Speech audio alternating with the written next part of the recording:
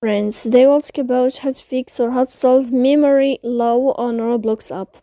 To know how to fix or how to solve memory low on Roblox app, you should just go to settings as you see, and you can click. After that, you will enter to apps, default apps, app settings. Here in this list, you will enter to the window or to the app of Roblox. Then you can click on first stop and you can click OK. Here we'll enter to the window of storage.